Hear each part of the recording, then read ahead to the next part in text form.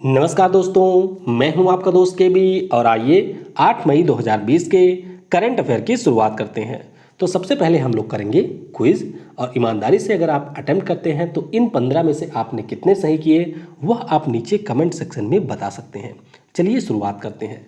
पहला प्रश्न है, एबल पुरस्कार किस क्षेत्र से संबंधित है? एबल पुरस्कार से सम्मानित एकमात्र भारतीय कौन है? विधि आयोग का गठन कितने वर्षों के लिए किया जाता है? 2021 के लिए G20 समूह का अध्यक्ष देश कौन होगा? और नीति आयोग के द्वारा जो सतत विकास सम्मेलन 2020 हुआ, इसका आयोजन कहां पर किया गया? तो आइए इनके उत्तर जानते हैं। एबल पुरस्कार और एक आपका होता है फील्ड्स मेडल। तो ये दोनों संबंधित है गणित से, किससे? मैथमेटिक्स से ये दोनों संबंधित हैं और इन दोनों पुरस्कारों को गणित का नोबेल पुरस्कार भी कहा जाता है। और ध्यान रखिएगा, जो फील्ड्स मेडल होता है इसे इंटरनेशनल मैथमेटिक्स यूनियन के द्वारा दिया जाता है और एबल पुरस्कार की बात करते हैं तो ये देती है नॉर्वे की सरकार। और 2020 के लिए एबल पुरस्कार घोषित हो चुके हैं। ये मिलेंगे दो लोगों को, दोनों अमेरिकी और इजरायली मूल के नागरिक हैं। नाम क्या है? तो एक का नाम है ग्रेगरी मार्गुलिस और दूसरे का नाम है हिलेल फ्रस्टनबर्ग। तो ये दोनों गणित के प्रोफेसर हैं और 2020 के लिए इन्हें पुरस्कार मिलेगा एबल। एबल पुरस्कार से सम्मानित एकमात्र भारतीय हैं, इनका नाम है श्रीनिवास वराधन। क्या नाम है? श्रीनिवास वराधन। ये एबल पुरस्कार से सम्मानित एकमात्र भारतीय हैं। विधि आयोग, तो इसका गठन केंद्र सरकार के द्वारा 3 वर्षों के लिए किया जाता है और ध्यान रखिएगा, अभी केंद्रीय कैबिनेट के द्वारा 22वें लॉ कमीशन का गठन किया गया है। G20 समूह की बात करें तो 2019 में इसका अध्यक्ष कौन था? जापान था। 2020 में इसका कौन है? तो 2020 में सऊदी अरब है। 2021 में इसका हो जाएगा इटली और 2022 में इसका अध्यक्ष देश होगा भारत। तो 2021 पूछा गया है तो सही उत्तर होगा इटली। नीति आयोग के द्वारा जो सस्टेनेबल डेवलपमेंट समिट थी, इसका आयोजन किया गया गुवाहाटी में। असम के शहर गुवाहाटी में इसका आयोजन किया गया। और गुवाहाटी के बारे में आपको ये ध्यान रखना है कि जो इस वर्ष का फिल्म फेयर पुरस्कार हुआ, उसका आयोजन पहली बार मुंबई के बाहर कहीं पर किया गया था और वह भी हुआ था गुवाहाटी में। अब यहाँ पर आपको ध्यान रखना है एसडीजी के बारे में थोड़ा सा। एसडीजी इंडेक्स जारी किया गया था नीति आयोग के द्वारा। उसमें टॉप पोजीशन हासिल किया था केरल राज्य ने और एक यूएनडीपी के द्वारा जारी किया गया। तो यूएनडीपी द्वारा जो जारी किया गया था, इसमें शीर्ष स्थान हासिल किया था तेलंगाना ने। और आपको ध्यान रखना है कि जो भारत का एसडीजी स्कोर है, इसमें भारत ने 3 अंकों की वृद्धि की थी। तो अब भारत का स्कोर इसमें है 60, पहले था 57। अखिल भारतीय शतरंज महासंघ यानी कि ऑल इंडिया चेस फेडरेशन के नए अध्यक्ष कौन बने? तो ये बने हैं, ये आपको बताना है। वर्ष 2020 के लिए वर्तमान लैंगिक समानता श्रेणी में डैन डेविड पुरस्कार से किसे सम्मानित किया जाएगा? दिशा कानून के तहत कितने दिन में सजा का प्रावधान किया गया है? पनडुब्बी रोधी युद्धपोत जिसका नाम है INS कवारती, ये किस कंपनी ने बनाया है? और फैकल मशीन वेल्डिंग डिजाइन किस देश की रक्षा कंपनी है? तो आइए अब इनके उत्तर जानते हैं। ऑल इंडिया चेस फेडरेशन के नए अध्यक्ष बन गए हैं अजय पटेल और अजय बंगा एक हैं जो कि मास्टर कार्ड कंपनी के CEO हैं वर्तमान में। वर्ष 2020 के लिए डैन डेविड पुरस्कार लैंगिक समानता में दिया जाएगा गीता सेन को। दिशा कानून जिसे लाई है आंध्र प्रदेश की सरकार और इसके अंतर्गत जो भी रेप के दोषी होंगे उनको 21 दिनों में सजा का प्रावधान किया गया है। पनडुब्बी रोधी युद्धपोत जिसका नाम है INS कवारती, इसे बनाया है garden rich ship builders and engineers ने या इंजीनियरिंग ने। तो ये आपको मिलेगी कोलकाता में और इनके द्वारा कुल मिलाकर के 4 बनाए जाने थे और इन चारों में से चौथा है INS कवारती और इसका निर्माण इनके द्वारा P-28 प्रोग्राम के अंतर्गत किया गया है। फैकल मशीन वेल्डिंग डिजाइन कंपनी की बात करते हैं तो ये एक डिफेंस क्षेत्र की कंपनी है। किस देश की? रूस की कंपनी है। कहाँ की? रूस की कंपनी है। और भारत रूस से जो S-400 मिसाइल खरीद रहा है उसका निर्माण भी इसी फैकल मशीन बिल्डिंग डिजाइन कंपनी के द्वारा किया गया है। माइंड मास्टर्स इस पुस्तक के लेखक कौन है?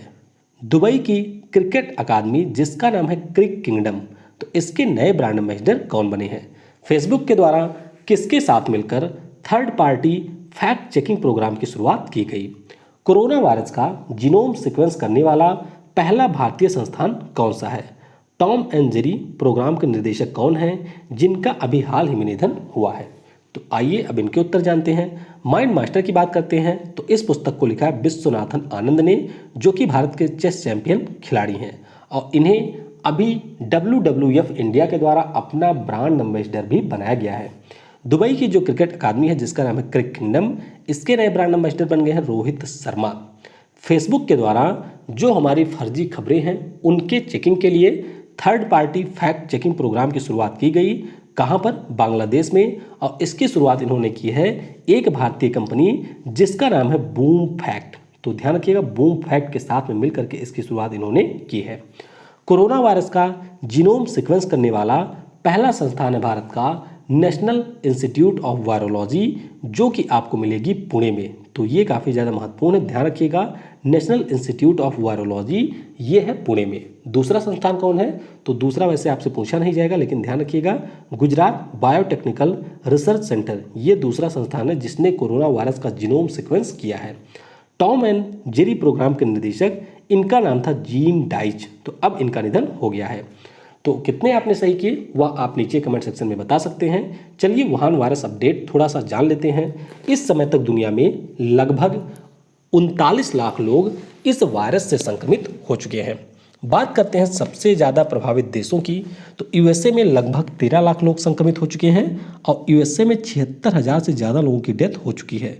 पूरी दुनिया में 2,70,000 के आसपास लोगों की डेथ इस वायरस के कारण हुई है। अपने देश भारत की बात करते हैं तो भारत में भी कल 3344 नए मामले आए और इस तरह से जो कोरोना वायरस से संक्रमित व्यक्तियों की संख्या अपने देश में है वह 56,000 के ऊपर पहुंच चुकी है। 1889 लोगों की डेथ हुई है। महाराष्ट्र पहले, गुजरात है दूसरे और दिल्ली है तीसरे स्थान पर। तो अगर आपने ऐप अभी तक डाउनलोड नहीं किया है तो ऐप को आप डाउनलोड कर सकते हैं। हालांकि PDF अब आपको नीचे डिस्क्रिप्शन में भी मिला करेगी और ऐप पर आप लोग डेली क्विज अटेम्प्ट करना बिल्कुल भी मत भूलिए। क्विज आपके लिए बहुत ही महत्वपूर्ण होता है, तो इसीलिए क्विज जरूर अटेम्प्ट किया करें ऐप के ऊपर। और वीडियो अगर आपको पसंद आता है तो वीडियो को लाइक और अपने दोस्तों के साथ में शेयर भी कर दिया करें। चलिए शुरुआत करते हैं अब आज के करंट अफेयर की। वर्ष 2020 में विश्व एथलेटिक्स दिवस यानी कि वर्ल्ड एथलेटिक्स डे कब मनाया गया? तो ये दिवस इस वर्ष मनाया गया है 7 मई को। तो यहाँ पर ऑप्शन सी करेक्ट होगा। अब इस दिवस के बारे में आपको जो जरूरी चीज़ याद रखनी है कि यह दिवस कोई निश्चित नहीं है कि कब मनाया जाएगा। जो हमारा इंटरनेशनल एथलेटिक्स अमेच्योर फेडरेशन है, जिसका अब नया नाम हो गया है वर्ल्ड एथलीट, इसके द्वारा प्रत्येक वर्ष तिथि की घोषणा की जाती है। और यह दिवस मनाया क्यों जाता है? तो जो भी हमारे युवा हैं उनको एथलेटिक्स के प्रति प्रोत्साहित करने के लिए यह दिवस मनाया जाता है। पहली बार 1996 में इसे मनाया गया था। बात करते हैं वर्ल्ड एथलेटिक्स की, तो इसकी स्थापना 1912 में हुई थी। मुख्यालय है मोनाको में और इसके अध्यक्ष कौन है? तो सेबेस्टियन को इसके अध्यक्ष हैं। भारत सरकार द्वारा RBI के केंद्रीय बोर्ड के नए निदेशक के रूप में किसे नियुक्त किया गया? तो यहाँ पर नियुक्ति की गई है तरुण बजाज जी की। तो इस प्रश्न का ऑप्शन भी करेक्ट होगा। अब यहाँ पर बात करते हैं थोड़ा सा RBI का ये जो केंद्रीय बोर्ड है, तो ध्यान रखिएगा जो ये केंद्रीय बोर्ड होता है इसका गठन RBI एक्ट 1934 के अंतर्गत किया गया है और जो इसके सदस्य होते हैं उनकी नियुक्ति केंद्र सरकार के द्वारा इसी एक्ट के अंतर्गत की जाती है। अब इस केंद्रीय बोर्ड में कुल मिलाकर के 21 सदस्य होते हैं, तो 5 तो आपके हो जाते हैं डायरेक्ट का मतलब क्या है कि 5 में से एक तो हमारे गवर्नर साहब हो गए, जैसे कि शक्तिकांत दास जी हैं, और 4 होते हैं उप गवर्नर। तो ये हो गए। बाकी इसमें अलग अलग तरीके से मनोनीत किए जाते हैं। तरुण बजाज जी की बात करते हैं तो ये वर्तमान में आर्थिक मामलों के सचिव हैं और जो हमारे अभी तक केंद्रीय बोर्ड में निदेशक थे अतानु चक्रवर्ती, ये सेवानिवृत्त हो गए 30 अप्रैल को, तो इन्हीं का स्थान लेंगे तरुण बजाज जी। तो याद रखिएगा अब ये नए निदेशक बन गए हैं। संसद की लोक लेखा समिति, बात हो रही है पब्लिक अकाउंट्स कमेटी की, तो इसके नए अध्यक्ष के रूप में किसे नियुक्त किया गया? तो नए अध्यक्ष जो पुराने थे उन्हीं को एक बार फिर से नियुक्त कर दिया गया है और इनका नाम है अधीर रंजन चौधरी। तो इस प्रश्न का ऑप्शन ए करेक्ट होगा। अब जो हमारे ये समितियां होती हैं संसद की, इनके सदस्य या फिर इनके अध्यक्ष की जो नियुक्ति होती है वह लोकसभा अध्यक्ष के द्वारा की जाती है। इसका मतलब क्या हुआ, ओम बिरला जी के द्वारा इनकी नियुक्ति की गई है। और जितने भी इसके सदस्य होते हैं या फिर इसके मेंबर होते हैं उन सभी की 1 वर्षों के लिए नियुक्ति होती है। तो 1 वर्ष के लिए इन्हें पुनर्नियुक्त किया गया है। बात करते हैं लोक लेखा समिति की। तो भारत सरकार अधिनियम 1919 के अंतर्गत 1921 में इसे गठित किया गया था। इसमें कुल होते हैं 22 मेंबर, 15 आपके लोकसभा से होते हैं, 7 होते हैं राज्यसभा से।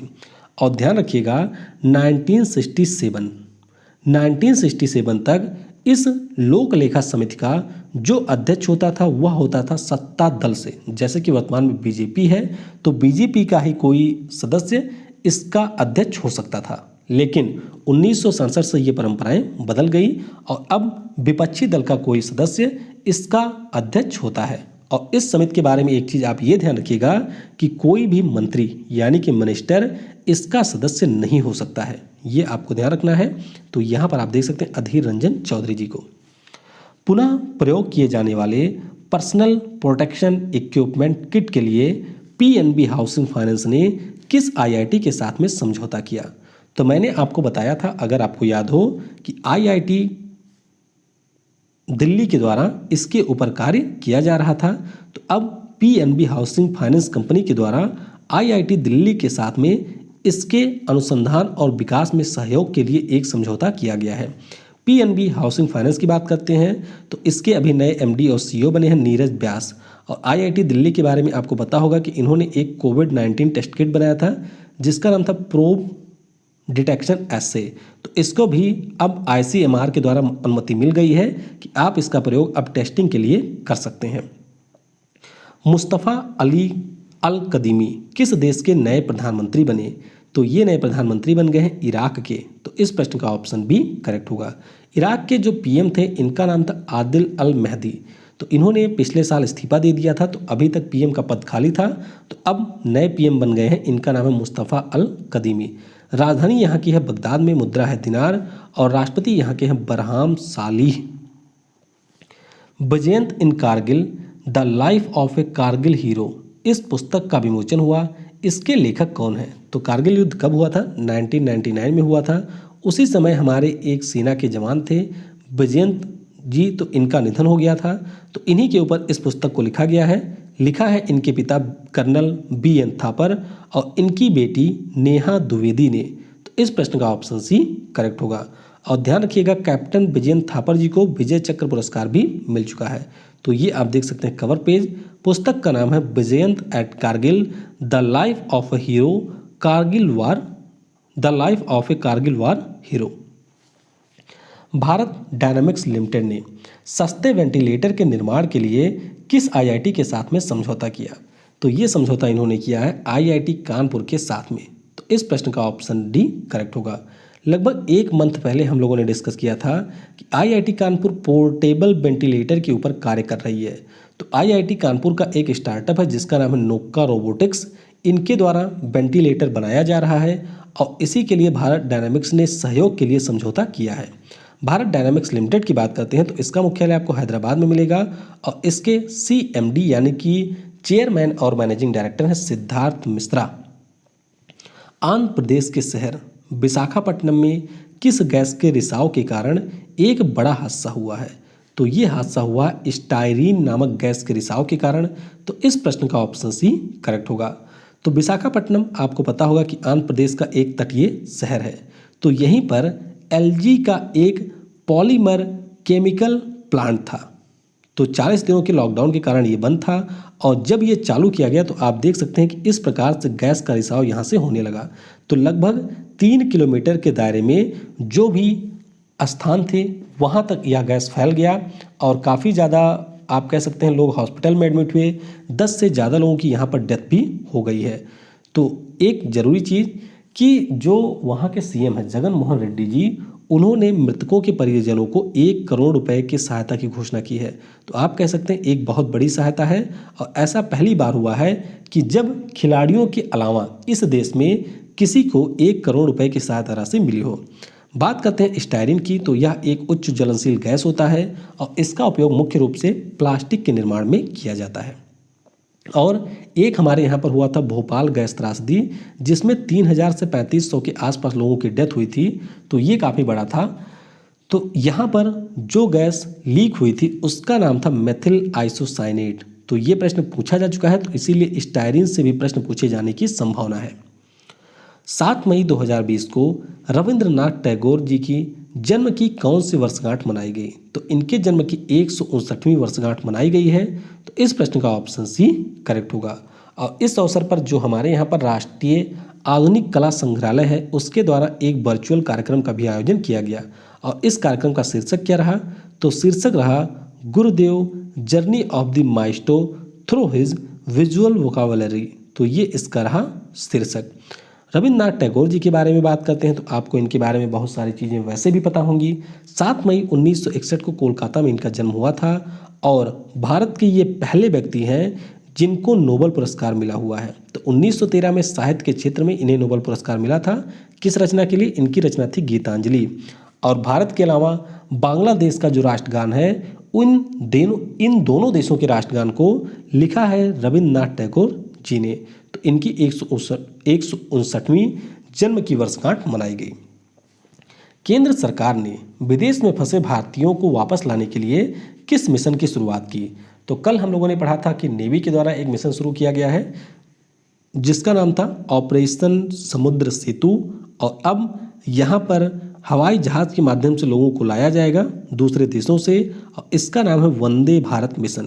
तो इस प्रश्न का ऑप्शन ए करेक्ट होगा। तो 13 मई तक सरकार के द्वारा कुल मिलाकर के 64 उड़ानों का संचालन किया जाएगा और इसके अंतर्गत 14,800 भारतीयों को वापस लाया जाएगा। ध्यान रखिएगा कि अभी तक जिन लोगों को दूसरे देशों से लाया गया था उनका पैसा सरकार ने खुद दिया था, लेकिन अब यहाँ पर जो लोग आएंगे उनका पैसा सरकार नहीं देगी, यानी कि वह अपने खुद के पैसे से आएंगे। तो खाड़ी देश यानी कि संयुक्त अरब अमीरात हो गया, सऊदी अरब हो गया, ओमान हो गया, कुवैत हो गया, यहाँ से लाए जाएंगे। इसके अलावा Malaysia, Philippines, Bangladesh, United Kingdom, इन दोनों देशों से भी लोगों को लाया जाएगा।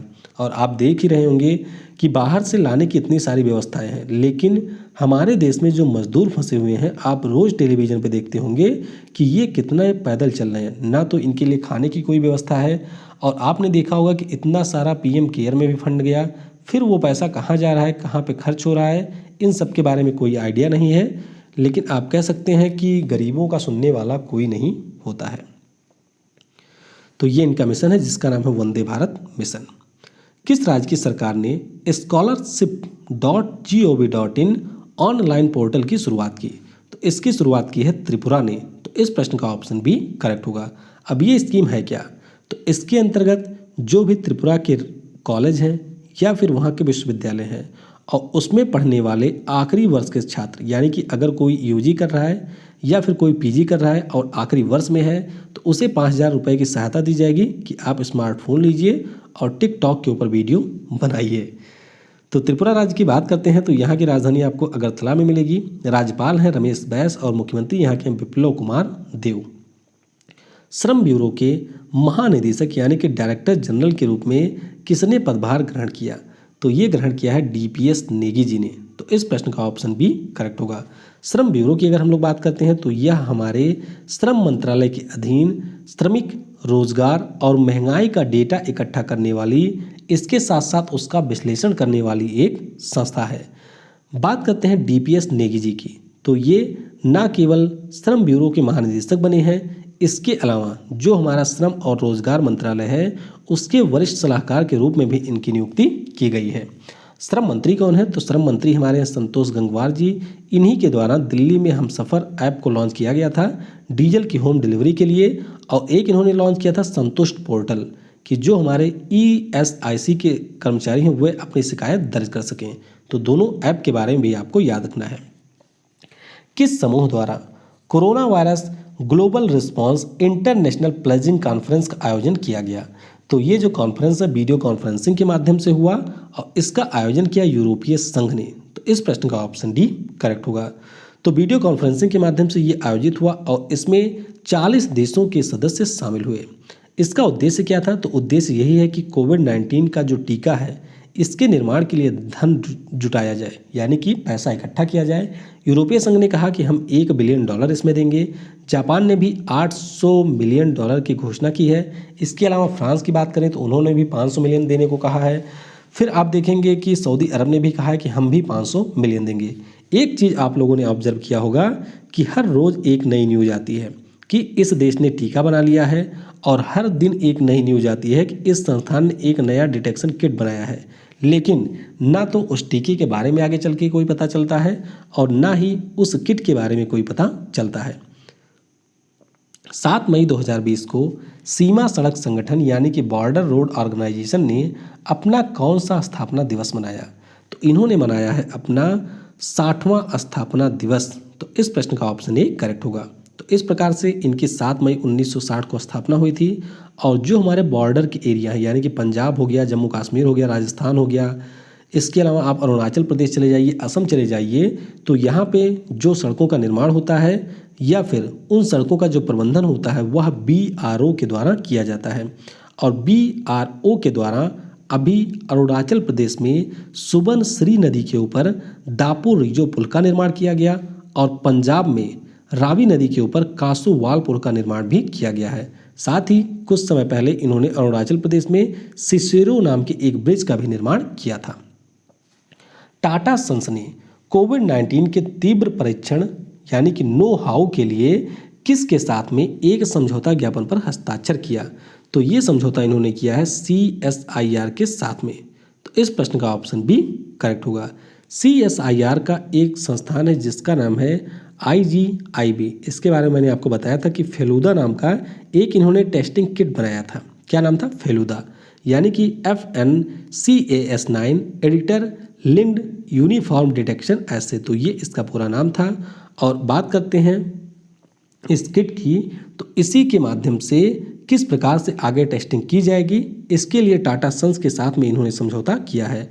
और IGIB ये आपको मिलेगा दिल्ली में। CSIR यानी कि central council of scientific and industrial research, इसके प्रमुख कौन होते हैं? तो PM होते हैं इसके प्रमुख।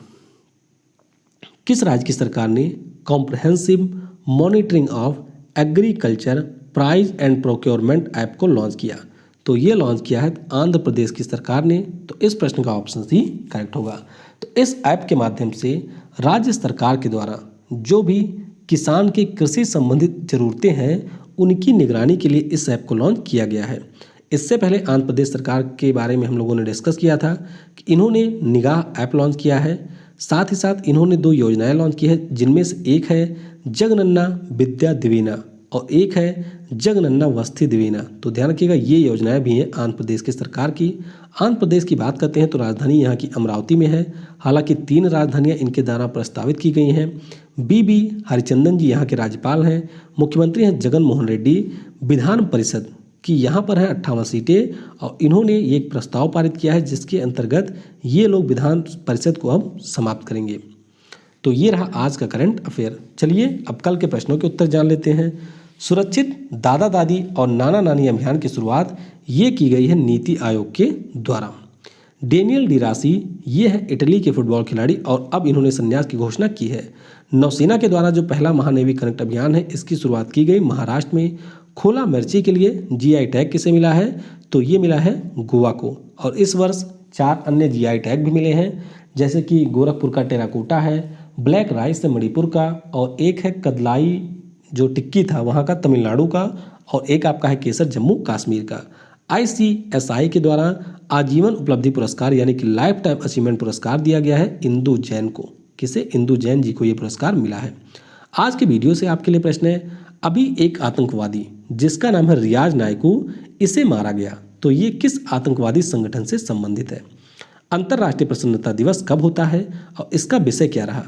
कैरियर बैक टू वुमेन पहल किस IIT के द्वारा शुरू की गई? मोबाइल फ़ोन के ऊपर अभी जो GST की बैठक हुई थी दिल्ली में, उसमें इसके ऊपर नई दर कितने प्रतिशत निर्धारित की गई?